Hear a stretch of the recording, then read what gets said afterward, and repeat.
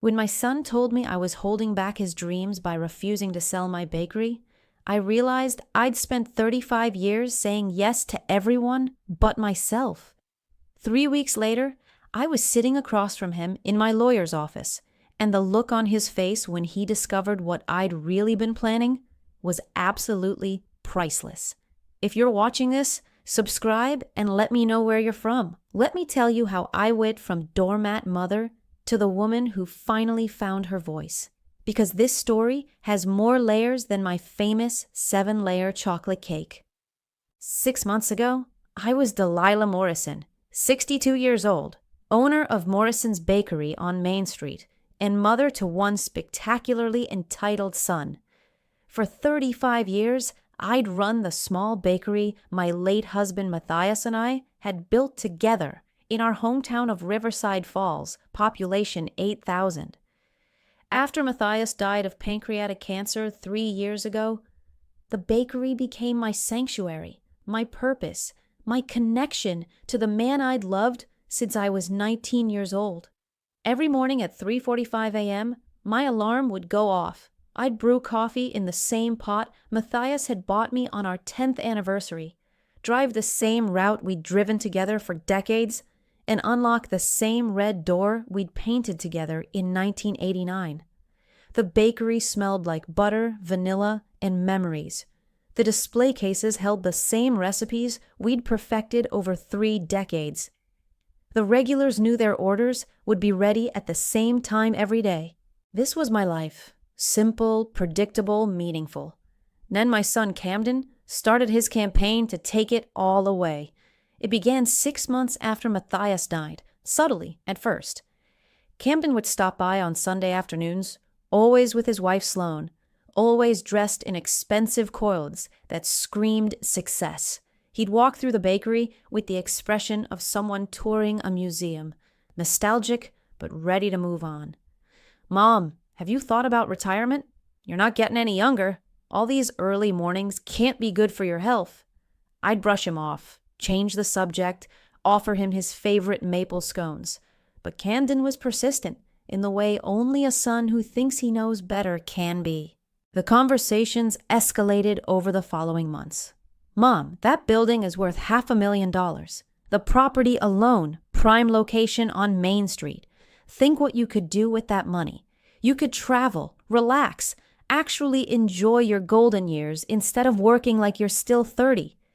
I'd explain, patiently at first, that I didn't want to travel alone, that the bakery wasn't work, it was purpose, that Matthias and I had built something meaningful, and walking away felt like betraying his memory. "Dad's been dead for 3 years, Mom. Don't you think he'd want you to live instead of being stuck in the past?" The words stung, but I told myself Camden meant well. He was worried about his aging mother. He wanted me to have an easier life. That's what good sons do, right? Wrong. The real agenda revealed itself on a crisp October morning. Camden showed up at the bakery during the breakfast rush, his 6'2" frame filling the doorway, his tailored suit out of place among the flour-dusted counters and morning customers in work clothes. "Mom, we need to talk, seriously, not just another brush-off conversation." I asked my assistant manager, Paula, to handle the counter, while Camden and I sat in the small office in back. The office where Matthias used to do the books every Sunday night, reading glasses perched on his nose, humming old jazz standards. Camden pulled out his phone and showed me a presentation, an actual PowerPoint presentation about my own life. "I've been offered an incredible opportunity," he began, his marketing executive voice in full effect. "There's a tech startup, Vistalink, that's revolutionizing social media marketing. They need investors for their Series A funding round. I have the chance to get in on the ground floor." "That's wonderful, sweetheart. But what does this have to do with me?" "They need $500,000 from each investor. Mom, this isn't just an investment. This is generational wealth. When this company goes public in 2 years, early investors will see returns of 20 to 30 times their initial investment. We're talking $15 million, maybe more. I started to understand where this was going. Camden, I don't have $500,000 sitting around. He smiled, and something in that smile made my stomach drop. No, but you're sitting on it. This building, this property, it's worth exactly $500,000. I've already had 3 real estate agents give me estimates. You had my property appraised without telling me? Mom, don't get emotional. This is business. This is about securing our family's future. When VistaLink goes public, you'll have more money than you could spend in 3 lifetimes. You can buy any bakery you want, or better yet, franchise Morrison's bakery. Think bigger, Mom. I looked at my son, really looked at him, and saw a stranger. When had Camden become someone who saw his mother's life's work as a liquidated asset? Camden, this bakery is not for sale. It's my home, my purpose, my connection to your father. His jaw tightened. Mom, I love you, but you're being incredibly selfish right now. I have an opportunity that comes once in a lifetime, and you're blocking it because you're emotionally attached to a building. Selfish? Camden, this is my life you're talking about. And I'm your son, your only child. Doesn't my future matter to you? The manipulation was so smooth I almost didn't catch it. Almost. Of course your future matters. But you're 33 years old with a successful career. You can't expect me to sell everything I have to fund your investment schemes. Investment schemes? His voice rose. Mom, this is a legitimate business opportunity, but I can see you're too stuck in the past to understand modern investing. He left angry, and I spent the rest of the day kneading dough more aggressively than necessary, trying to work out the frustration and hurt. That night, Camden's wife Sloane called. Sloane was 31, beautiful in that calculated way that comes from expensive salons and personal trainers. She worked in finance and always made me feel like I was failing a test I didn't know I was taking. Delilah, I hope you don't mind me calling. Camden is really upset, and I wanted to reach out woman to woman. Sloane, I appreciate your concern, but this is between Camden and me. Of course, but I've been thinking about your situation, and I'd like to share some perspective. As someone who works in financial planning, I see elderly clients make this mistake all the time. Elderly clients. I was 62, not 90. They get emotionally attached to assets that aren't serving them financially. Your bakery generates what? About $60,000 a year in profit? Delilah, that's poverty-level income when you factor in the hours you work. You're essentially paying yourself $8 an hour. It's not about the money, but it should be. You're sitting on a $500,000 asset that's depreciating. The building needs a new roof. The equipment is outdated. In 5 years, you might not be able to sell it for anything close to current value. But if you sell now, invest wisely, that $500,000 becomes your security, your retirement, your legacy to Camden. The word legacy landed like she knew it would. And if you invest with Camden in VistaLink, you're not just securing your own future, you're setting up your grandchildren, your great-grandchildren. Think generationally, Delilah. Think beyond this one building. After she hung up, I sat in the dark kitchen of the small house I'd lived in for 40 years. The house where Camden had grown up, where Matthias had taught him to ride a bike in the driveway, where we'd celebrated every birthday and holiday. Was I being selfish? Was I so stuck in grief that I couldn't see what was best for my family? The campaign intensified over the next month. Camden visited twice a week, always with new arguments, new statistics, new reasons why selling was the obvious choice. Sloane sent me articles about successful retirement planning.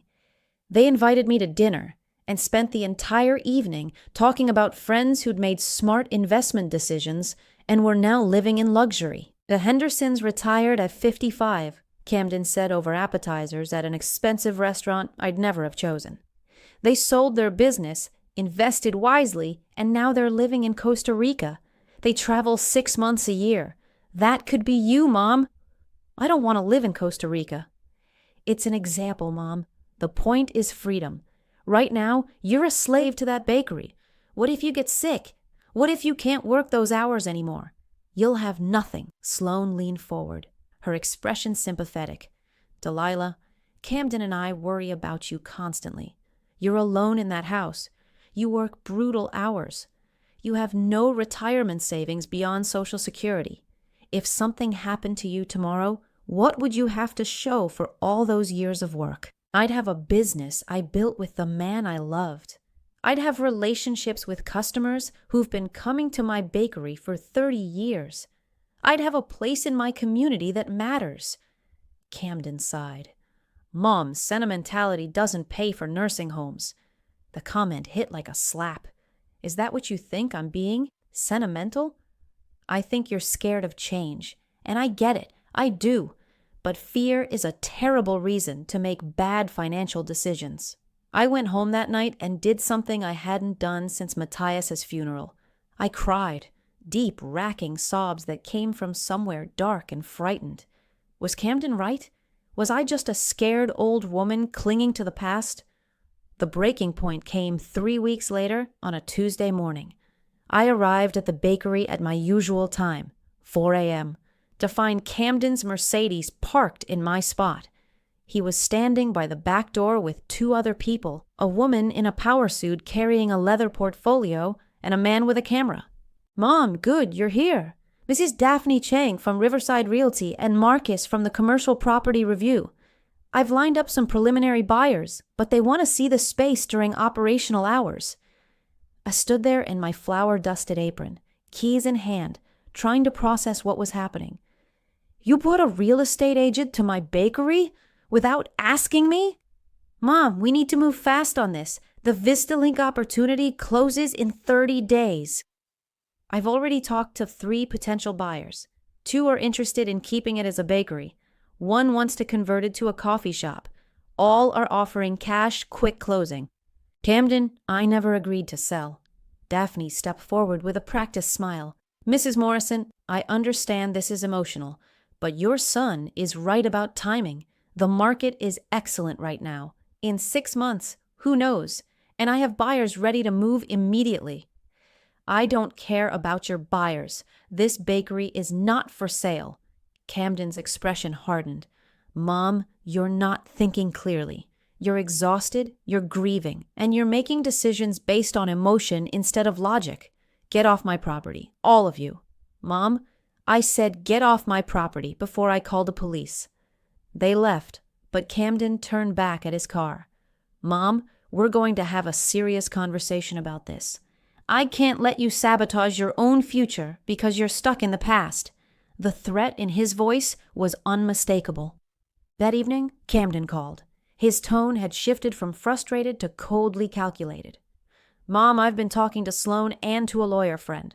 We're concerned about your mental state. Bringing strangers to your property, threatening to call the police, these aren't rational responses to family trying to help you. Camden, you ambushed me with a real estate agent. I was trying to show you options, but your reaction concerns me. Mom, if you're experiencing cognitive decline, there are legal processes to protect you. Conservatorship, for instance.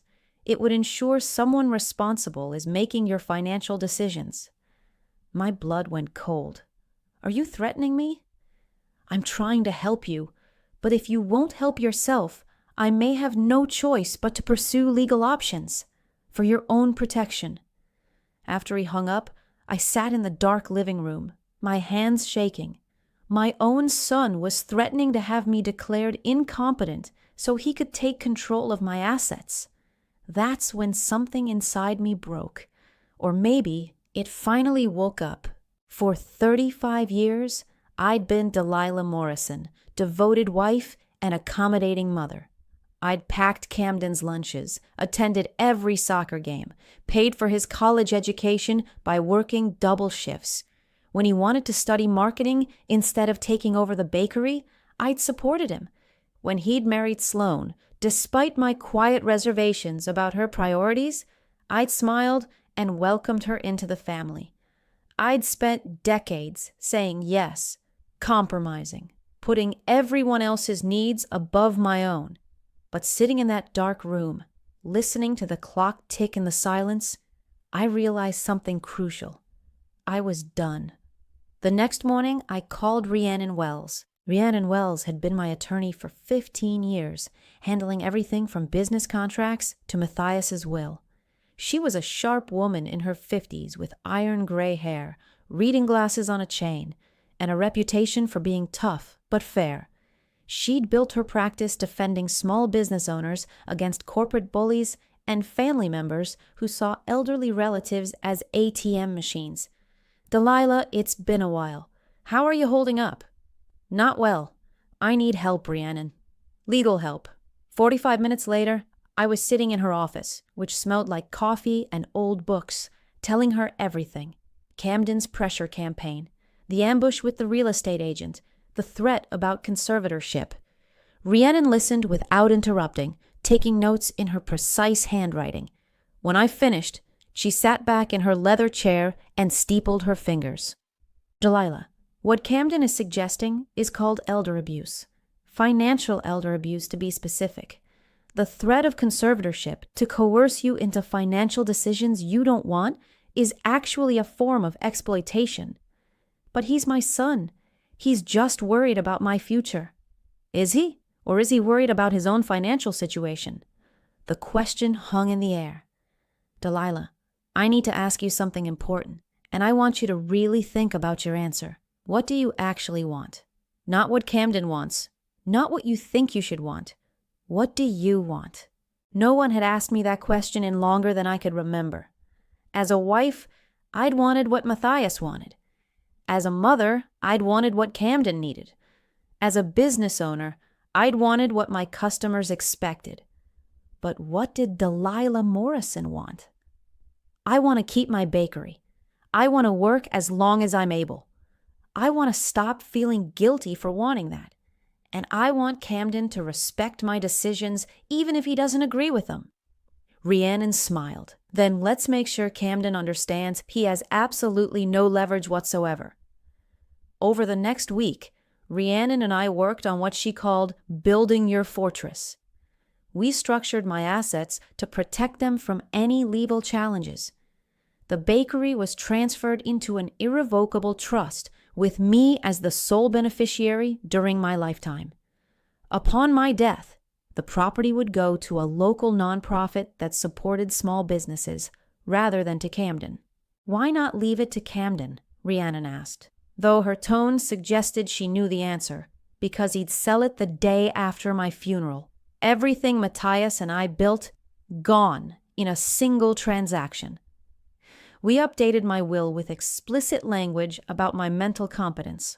I underwent cognitive assessments with 2 different doctors, both of whom certified that I was of sound mind and fully capable of making my own decisions. We documented every interaction with Camden, every phone call, every text message, every threat. But Rhiannon suggested something else, something that made me uncomfortable. "Delilah, when was the last time you really looked at Camden's life? His finances, his career, his situation? He's a marketing executive. He makes good money, 6 figures, I think he said. Has he shown you pay stubs, tax returns? Has he given you any concrete proof of his financial stability?" "No, but why would he need to? He drives a Mercedes. They live in a penthouse downtown. Sloane wears designer clothes." Rhiannon tapped her pen against her notepad. "Delilah, humor me. Let me do some basic research. Public records, social media, professional history. I'm not suggesting we invade his privacy. But if he's threatening legal action against you, we need to understand what we're dealing with." I agreed reluctantly, feeling like I was betraying my son by investigating him.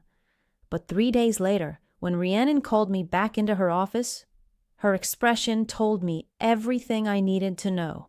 "Delilah, sit down. We need to talk about Camden. She spread documents across her desk. Bank filings, court records, employment records, social media posts that told a very different story than the one Camden had been presenting. Camden isn't a marketing executive anymore. He was fired from his position at Henderson Marketing Group 6 months ago for falsifying client reports and inflating campaign results. There's a pending lawsuit from 3 former clients. The words hit me like physical blows. That's impossible. He's been going to work every day. He talks about campaigns, clients, meetings. I'm sure he does. But according to LinkedIn and former colleagues I spoke with, he hasn't had a legitimate position since June. What he has had is a series of failed freelance projects and mounting debt. Rhiannon pulled out more documents. The penthouse they live in, 3 months behind on rent, with an eviction notice filed 2 weeks ago. The Mercedes, 4 months behind on payments, currently on the repo list. Sloane's designer clothes, charged to maxed out credit cards. I felt sick. How did I not know any of this? Because they didn't want you to know. Camden has been presenting a facade of success while his entire life was crumbling behind the scenes. She pulled out another document, and this one made my hands shake. Delilah, there's something else. Camden didn't just want you to sell the bakery. He tried to force it. It was a loan application from Riverside Community Bank. My bakery was listed as collateral for a $500,000 line of credit, and my signature was at the bottom, except I'd never signed it. That's not my signature. I know. I had a forensic document examiner look at it. It's a forgery, a fairly sophisticated one. Camden applied for this loan 3 weeks ago, claiming you were a co-applicant, using the bakery as collateral. The bank called him last week to schedule a closing. The betrayal was absolute. My son hadn't just been pressuring me to sell. He'd been actively trying to steal from me. Rhiannon, what does this mean? It means Camden committed fraud, forgery, identity theft, attempted grand larceny. These are felonies, Delilah. This isn't just family drama anymore. This is criminal behavior. I sat there in her office, the afternoon sunlight streaming through the windows, and tried to reconcile the baby I'd rocked to sleep, the little boy who'd helped me frost cookies, the teenager who'd hugged me at his high school graduation, with the man who'd forged my signature to steal $500,000. What do I do? Rhiannon's expression was gentle but firm. You have several options. You can report this to the police and let them handle it criminally. You can report it to the bank and let them pursue their own fraud investigation. Or you can confront Camden directly and give him a chance to explain. What would you do? I'd want to hear his explanation first, but Delilah, I need you to understand something. This isn't a mistake or a misunderstanding. This is calculated fraud. Camden knew exactly what he was doing. He planned this. And if the bank hadn't caught the discrepancies in the application, he would have succeeded. That evening, I called Camden and asked him to meet me at the bakery the next morning before opening. I didn't tell him why. I didn't mention the forged documents or Rhiannon's investigation. I just asked him to come, and something in my tone must have suggested he should. He arrived at 6 a.m. looking haggard. The perfect hair was slightly unkempt. The designer suit was the same one he'd worn 2 days before. The facade was cracking. Mom, what's this about? I have a meeting at 8. No, you don't. You don't have any meetings anymore. You don't have a job, Camden. His face went pale. Who told you that? Is it true? Silence. Then quietly. I was going to tell you. I just needed to get back on my feet first. By stealing from me? I didn't steal anything. I pulled out the loan application, the one with my forged signature. Then what do you call this? Camden stared at the document, and I watched him calculate, trying to figure out which lie might still work. Mom, I can explain. Then explain. Explain how you forged my signature. Explain how you tried to take out a $500,000 loan using my bakery as collateral. Explain how you were going to do this without my knowledge. I was desperate. We're losing everything. The apartment, the cars, everything. Sloane doesn't know how bad it is. Her family thinks I'm successful. If they find out the truth, her father will never respect me again. So you decided to commit fraud against your own mother? I wasn't going to hurt you. I was going to invest the money in Vistalink, make millions, pay back the loan, and you'd never even know. You'd get your bakery back, and I'd get my life back. Everyone wins. Except Vistalink is a scam, Camden. It's being investigated by the Securities and Exchange Commission for fraudulent investment schemes. You would have lost everything, including my bakery. The color drained completely from his face. That's not possible. I've seen their revenue reports, their investor presentations. All fabricated. Rhiannon had an investigator look into them. Vistalink has already defrauded 47 investors out of nearly $20 million. If you'd gone through with this, you wouldn't just be broke, you'd be complicit in a fraud scheme.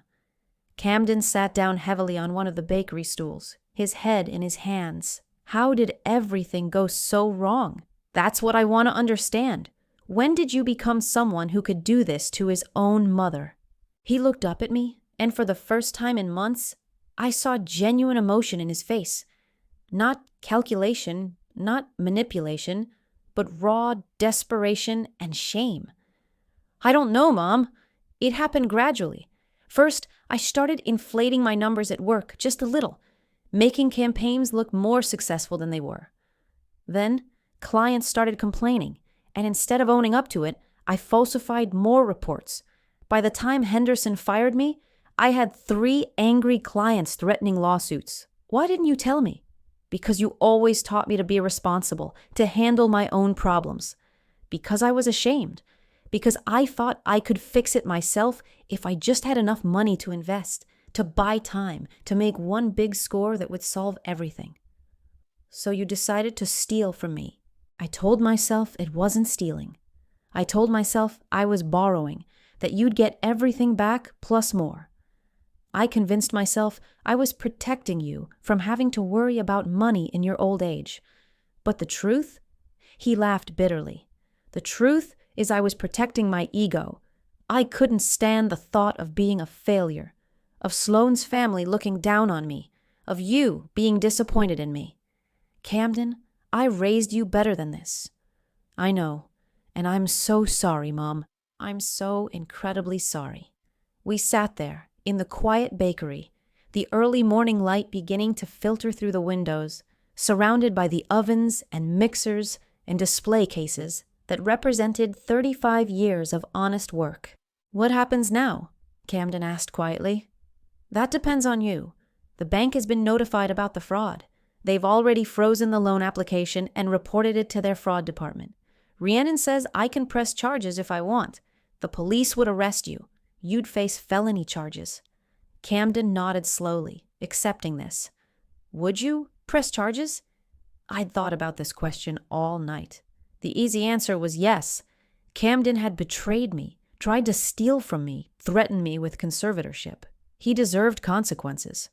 But he was also my son, the boy who'd held my hand on his first day of kindergarten, the teenager who'd stayed home from a party to watch old movies with me when Matthias was in the hospital, the man who'd sobbed at his father's funeral and told me he didn't know how to live in a world without his dad. I don't know yet, I said honestly. Part of me wants to see you face consequences. Part of me wants to protect you like I always have. But Camden, I need you to understand something. Our relationship will never be the same. You've broken my trust in ways I don't know if I can repair. I understand. What can I do to even begin making this right? You can start by being honest, with Sloane, with her family, with yourself. You can get help, real help, for whatever made you think this was acceptable. And you can accept that the bakery is mine to keep or sell as I choose, and you have no say in that decision. Camden nodded, tears streaming down his face. I'll do all of that, I promise. Camden, your promises don't mean much to me right now. I need to see action, sustained action over time. I need to see you rebuild yourself into someone I can trust again. Can I ask you something? 1. Why didn't you just sell the bakery? It would have been easier. You could have avoided all this mess. I looked around the bakery, seeing it as I always had. Not as a financial asset, but as a home, a purpose, a testament to a life well lived. Because this place isn't just a building or a business, it's proof that I existed, that I mattered, that I created something meaningful. Your father and I built this from nothing, and it's outlasted him. When I'm gone, I want something more than money to mark my time on earth. I want this. Camden wiped his eyes. I finally understand that. I'm sorry it took me so long. Later that day, Rhiannon and I met with a detective from the Riverside Falls Police Department and a fraud investigator from the bank. They reviewed the forged documents, Camden's loan application, and the timeline of events. Mrs. Morrison, we have enough evidence to prosecute, Detective Lewis said. The question is whether you want to press charges or handle this as a civil matter. I thought about Camden sitting in that bakery stool, broken and ashamed. I thought about him in handcuffs, being led away to a cell. I thought about what Matthias would have wanted me to do. I want to understand my options. Rhiannon laid them out clearly. Criminal prosecution means Camden faces felony charges, possible jail time, and a permanent criminal record. Civil action means you sue him for attempted fraud, get a judgment against him, but no criminal penalties. Or you can decline to prosecute, but make him sign a legally binding agreement about his behavior and repayment. What about the bank? The fraud investigator, a serious woman named Patricia, shook her head. The bank has its own interests to protect. We're pursuing our own investigation regardless of your decision. If we find evidence of criminal activity, we have an obligation to report it. Detective Lewis added, Mrs. Morrison, I want to be clear. What your son did is serious. If you don't press charges, but he tries anything like this again, our hands might be tied.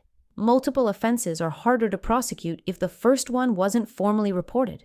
I made my decision based on what felt right, not what felt easy. I'm not pressing criminal charges, but I want a civil agreement that's ironclad. Camden admits to the fraud in writing, agrees to counseling and financial therapy, and accepts that any future attempt to control my assets will result in immediate criminal prosecution. Rhiannon smiled approvingly. That's more than fair, Delilah. The next 2 weeks were a blur of legal documents and difficult conversations.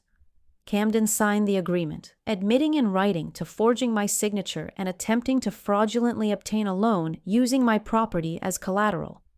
He agreed to weekly counseling sessions with a therapist specializing in financial compulsion and family dynamics.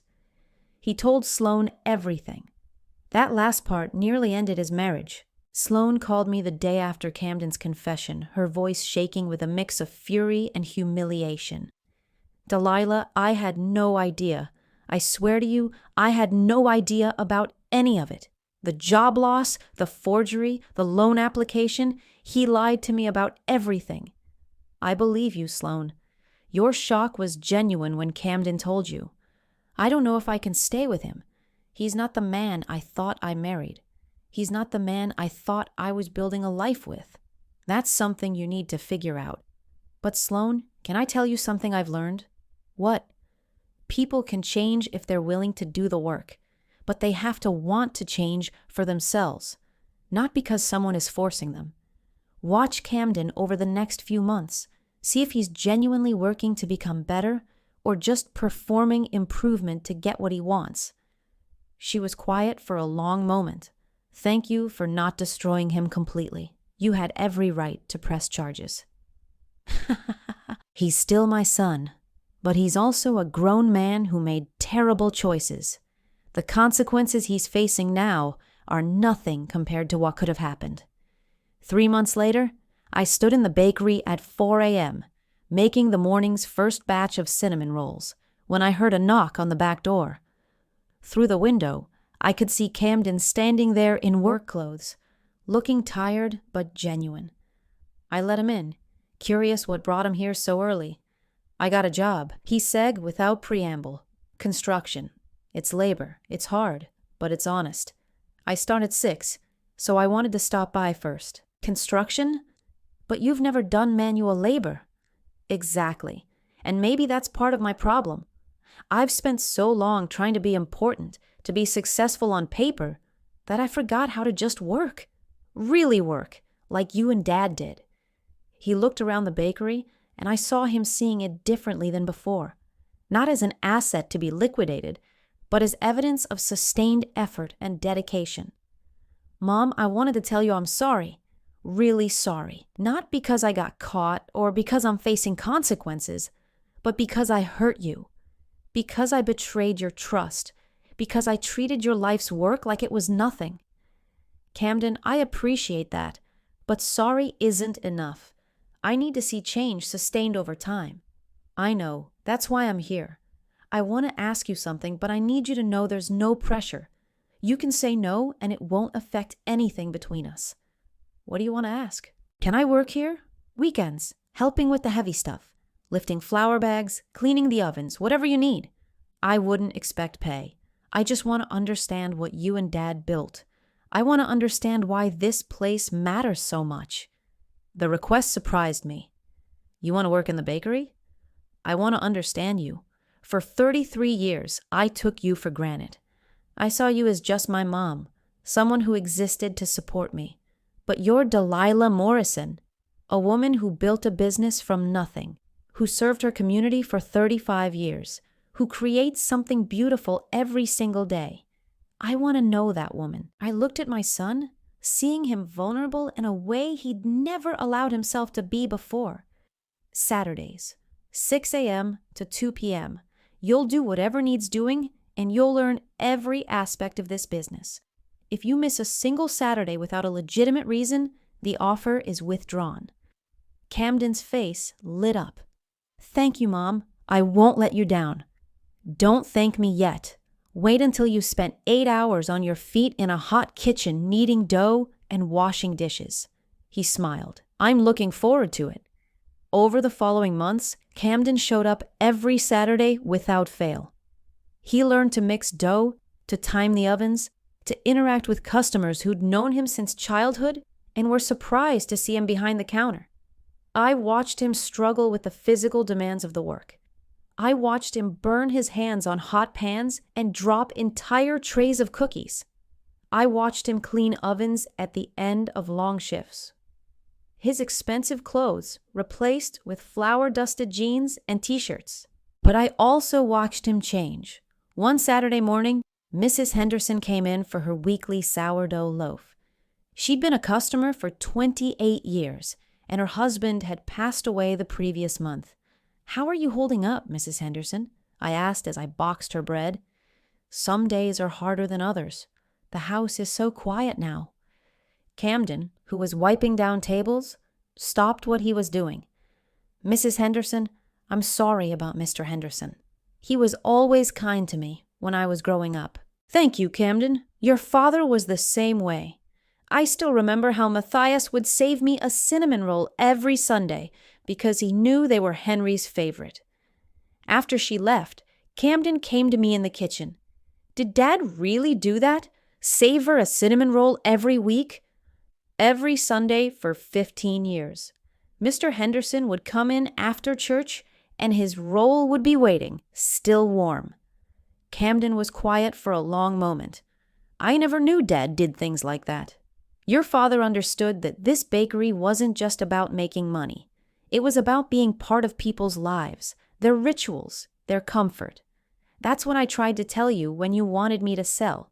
You can't put a price on that. I'm starting to understand.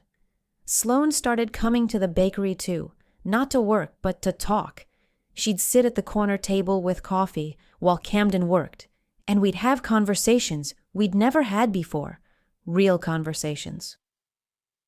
Not performances. I'm thinking about leaving him, she told me one Saturday afternoon, not because I don't love him, but because I don't know if I can trust him again. That's fair. Trust once broken is hard to rebuild. But he's trying so hard. The counseling, this job, working here every weekend. He's a different person than he was 6 months ago. Sloan, can I tell you something I learned from 40 years of marriage?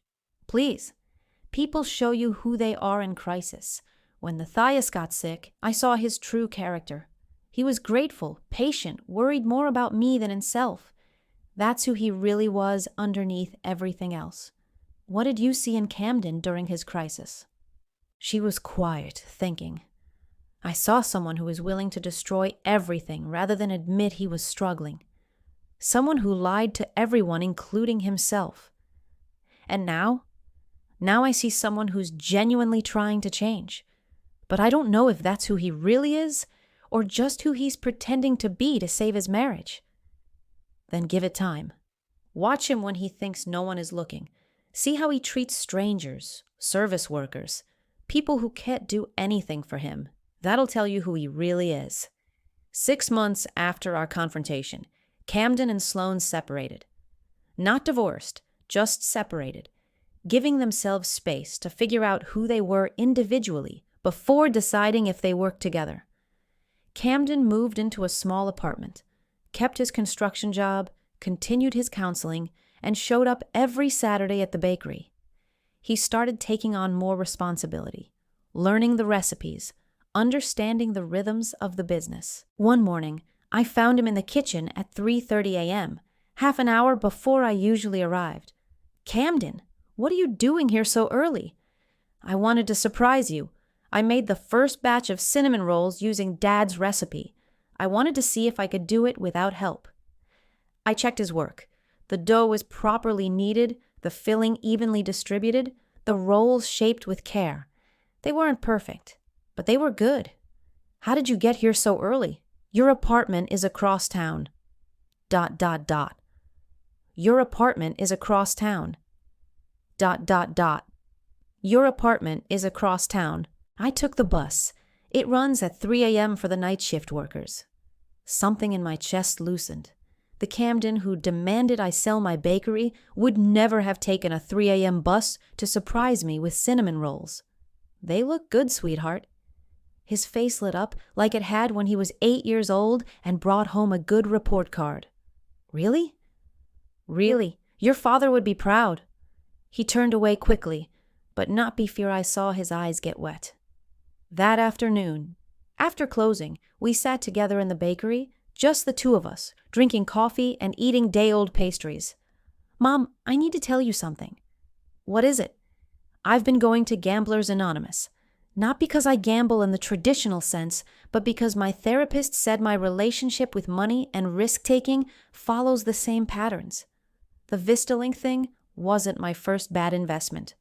I've been chasing get-rich-quick schemes for years, always thinking the next one would be the winner. I didn't know that. I hid it well, but I've lost nearly $200,000 over the past 5 years on various investment schemes, cryptocurrency, day trading, startup investments. I was always looking for the shortcut, the big score that would make me wealthy without having to actually work for it. Why, Camden? You had a good job, a comfortable life. Because it wasn't enough. I wanted to be wealthy, not comfortable. I wanted people to be impressed by me. I wanted Sloane's father to see me as successful, not just adequate. I wanted to be someone who mattered. You always mattered. Not in the way I wanted. I wanted to matter because of what I had, not who I was. And I see now how toxic that thinking was. It cost me my job, my marriage, my relationship with you, and nearly my freedom. What do you want now? He looked around the bakery.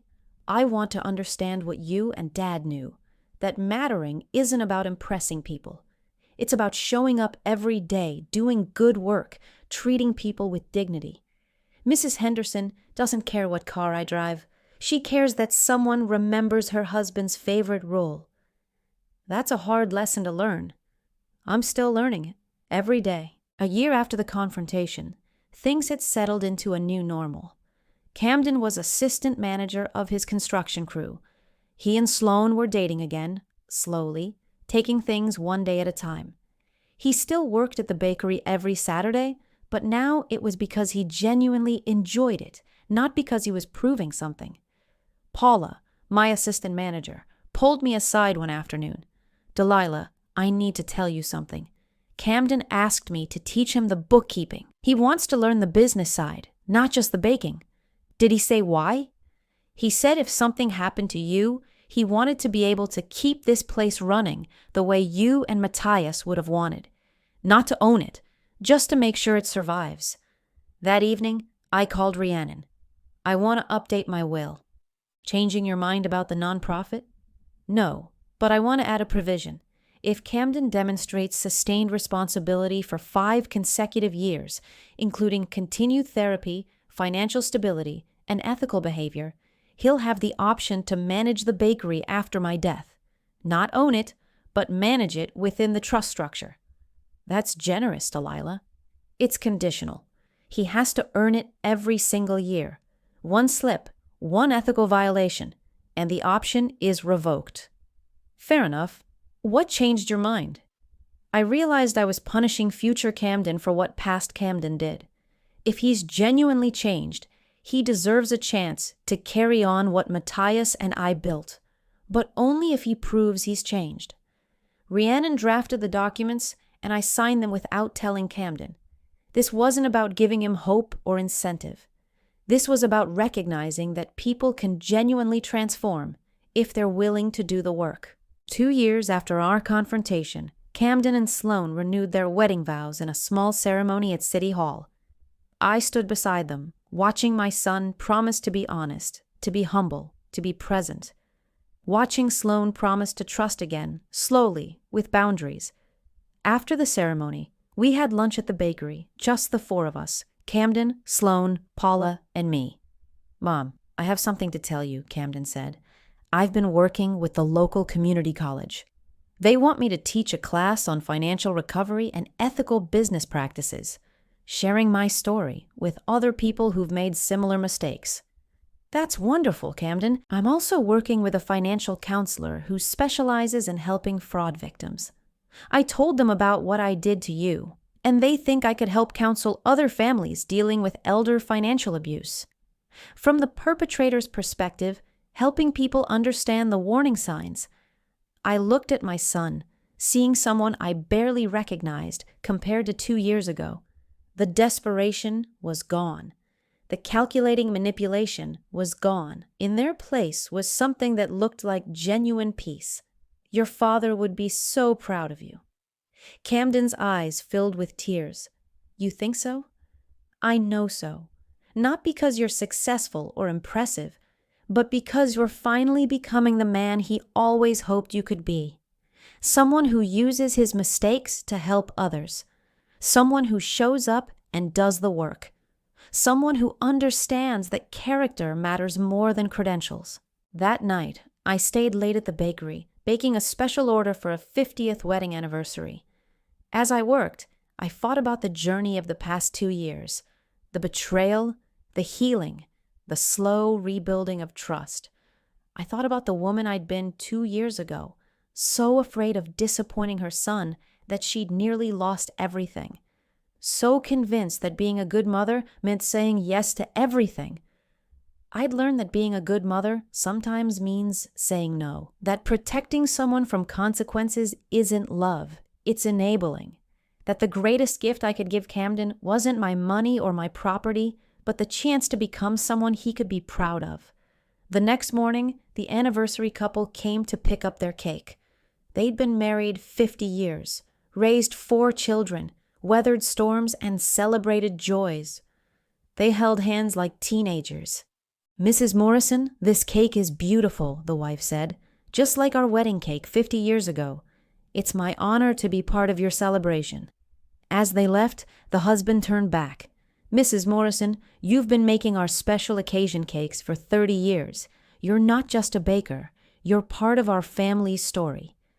After they left, I stood in the quiet bakery, surrounded by the tools of my trade, the ingredients of my craft, the evidence of a life well lived. Camden was right.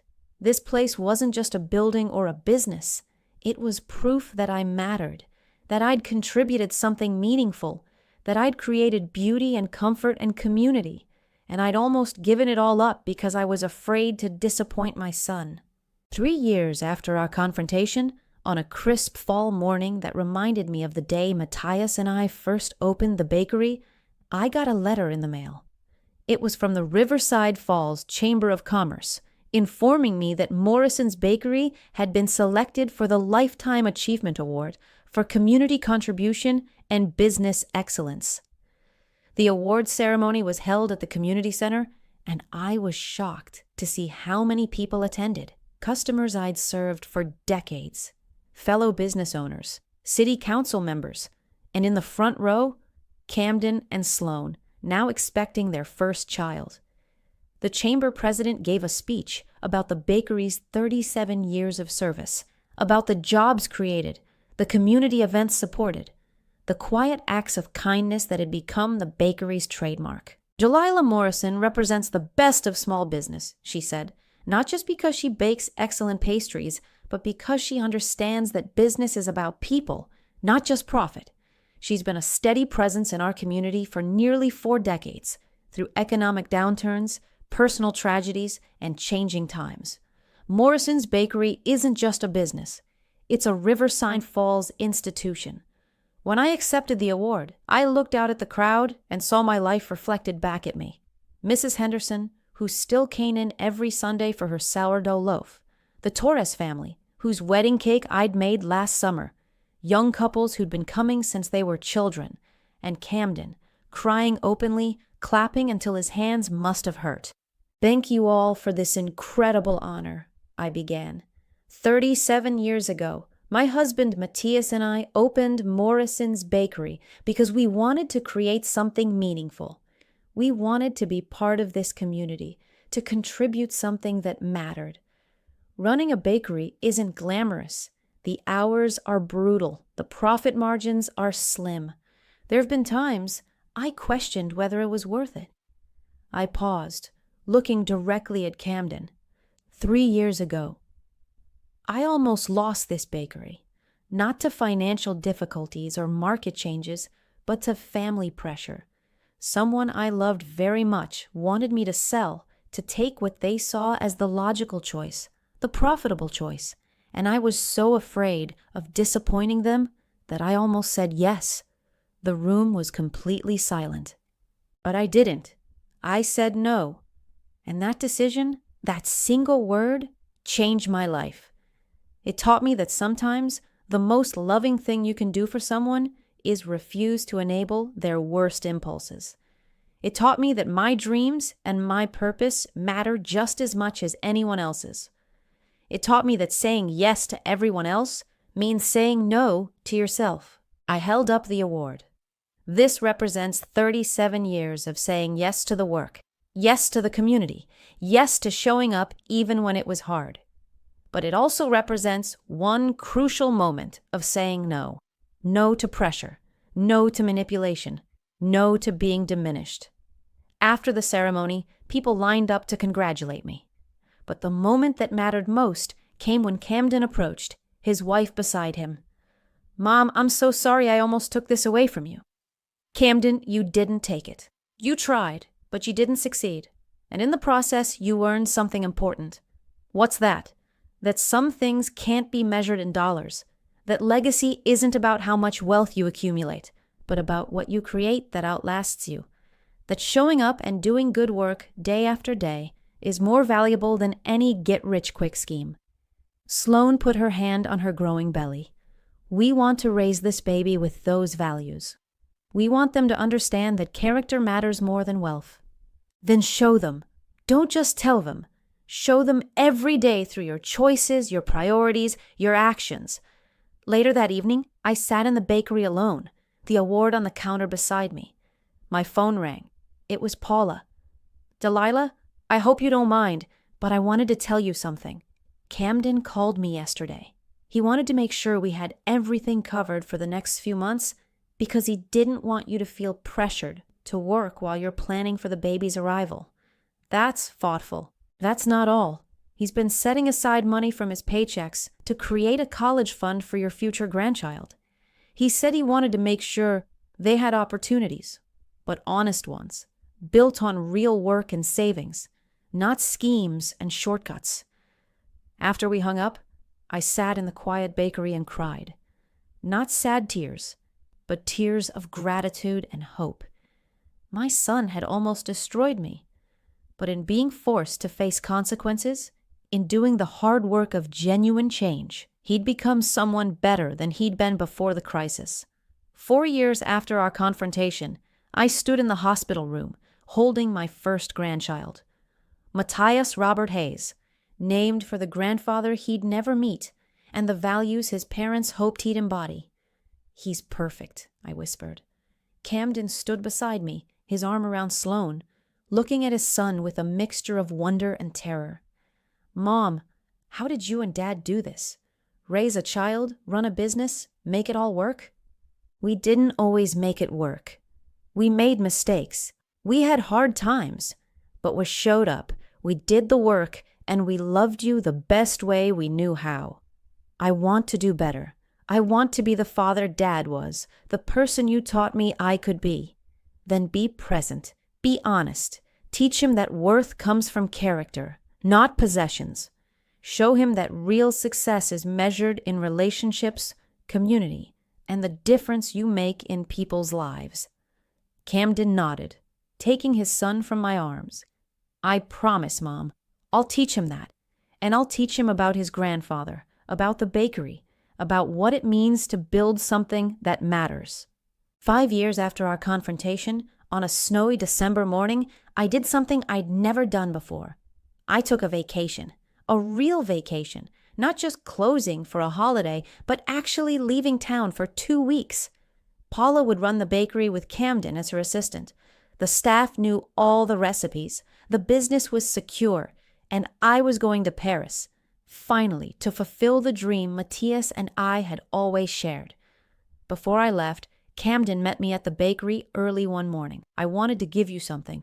He handed me an envelope. Inside was a check for $50,000. "Camden, what is this?" "It's what I owe you. Not in legal terms, the civil agreement was settled, but in moral terms. I tried to steal $500,000 from you. I can't repay it all, but this is a start. It's from my savings, honestly earned, no schemes involved. I can't accept this. Please, let me make this right. Let me show you that I've changed, that I understand the value of honest work and honoring debts." I looked at my son and saw the man he'd become. Not perfect, still working on himself, still growing, but genuine, honest, committed to being better. On one condition: this money goes into a trust for Matthias's education.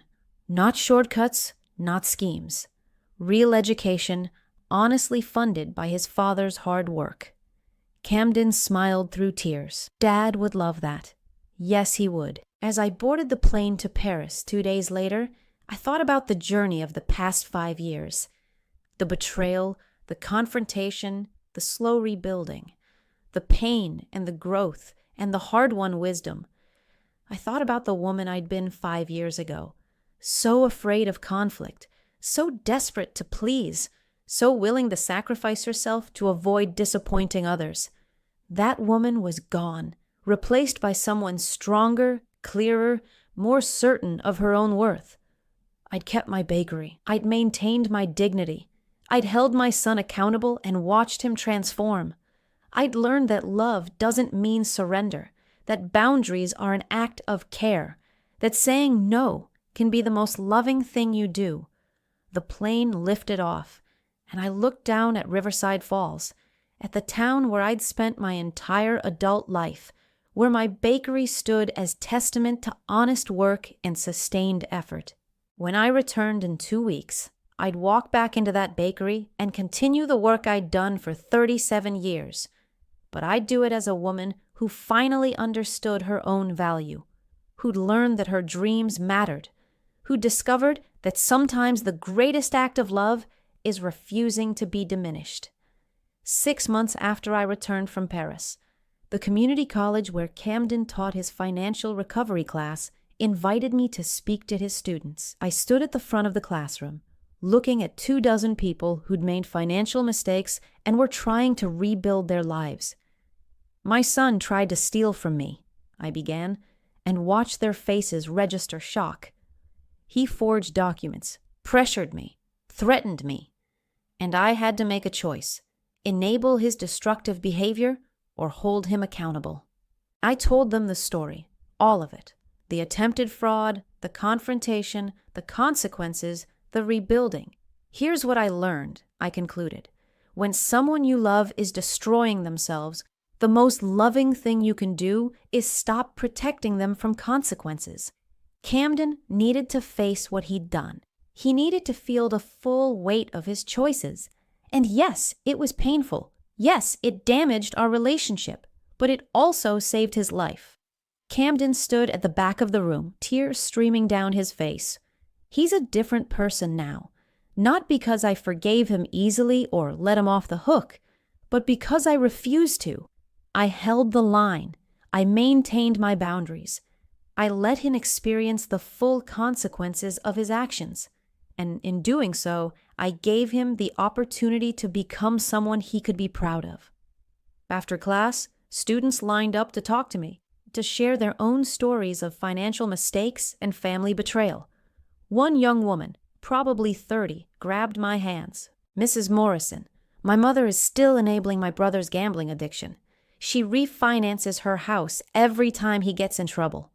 How do I help her see what she's doing?" "Tell her your story. Tell her mine. Tell her that protecting someone from consequences doesn't help them. It just postpones the inevitable crisis. And suggest she talk to someone, a therapist or counselor, who can help her understand why she's so afraid of her son's discomfort that she's willing to destroy her own security." As I drove home that evening, I realized this was my new purpose. Not just baking bread, though I'd always do that, but sharing what I'd learned, helping other people find the courage to set boundaries, teaching parents that loving someone doesn't mean sacrificing yourself. 7 years after our confrontation, Camden and Sloan opened their own business. Not a bakery, but a financial counseling service specifically for families dealing with money conflicts and ethical crises. They helped parents understand enabling versus supporting. They helped adult children recognize when they were exploiting their parents.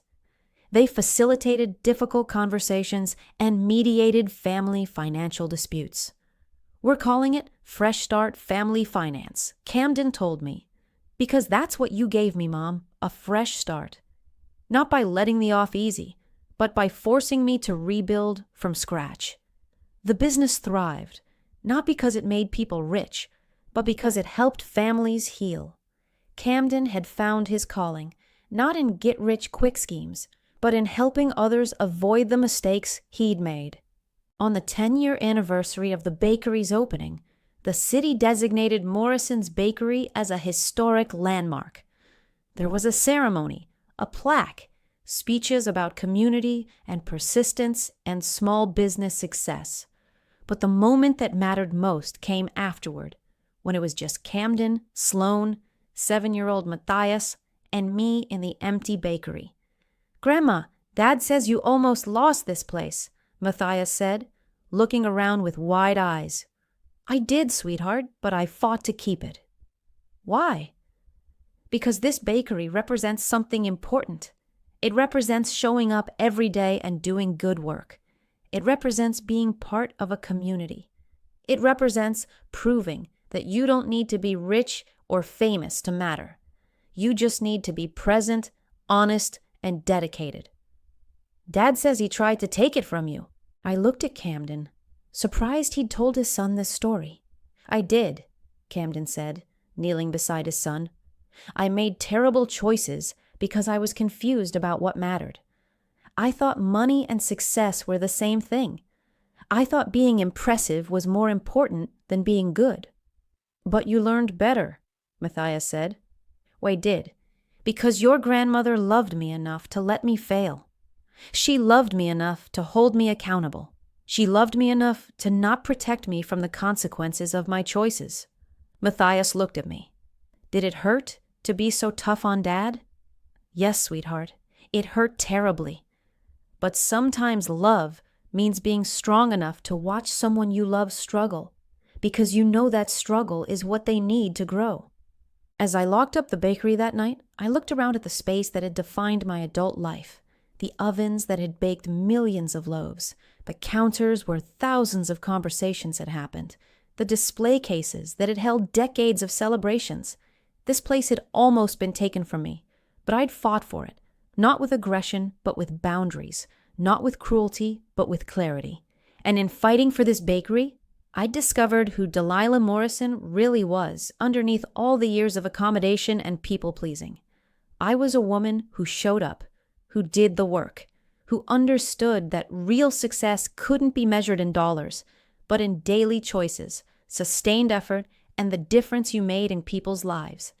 I was a woman who'd learned to say no, and that single word had changed everything. Thank you so much for listening to my story. If it resonated with you, please subscribe and hit that like button. I'd love to hear from you in the comments. Have you ever had to set firm boundaries with family members who didn't respect your choices? How did you find the courage to say no when saying yes would have been easier? Did someone in your family ever try to pressure you into a major life decision?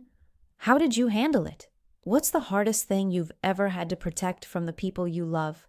And for parents, how do you balance supporting your adult children with letting them face their own consequences? Your story matters. Your voice matters. Share it in the comments below, because someone else might need to hear exactly what you've been through. Together, we can learn that saying no to the wrong things means saying yes to ourselves.